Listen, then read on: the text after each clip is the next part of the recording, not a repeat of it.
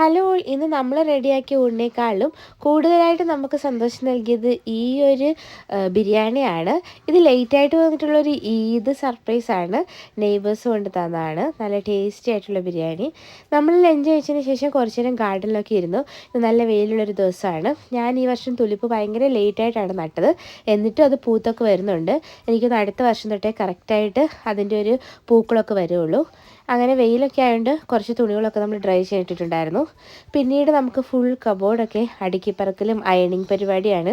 ഈസ്റ്ററിന് മുമ്പ് വീടെല്ലാം ഒന്ന് റെഡിയാക്കി എടുക്കുകയാണ്. അങ്ങനെ നമ്മൾ അയൺ പരിപാടിയൊക്കെ കഴിഞ്ഞ് വന്നപ്പോൾ തന്നെ ഈവനിങ് ആയിട്ടുണ്ടായിരുന്നു. കുട്ടികൾക്ക് സ്നാക്സൊക്കെ കൊടുത്തതിന് ശേഷം അവർ കുറച്ച് നേരം കളിച്ചു. പിന്നെ വൈകുന്നേരം നമ്മൾ പെസഹാപ്പൊക്കെ മുറിച്ചു. നാളെ ദുഃഖവെള്ളിയാണ്. അപ്പോൾ അതിനായിട്ടുള്ള അച്ചാറിടിയിലായിരുന്നു. പള്ളിയൊക്കെ കഴിഞ്ഞ് വരുമ്പോഴത്തേക്ക് നമ്മൾ ഭയങ്കര ടയേർഡായിരിക്കും. അങ്ങനെ നമ്മൾ അച്ചാറൊക്കെ ഇട്ടു.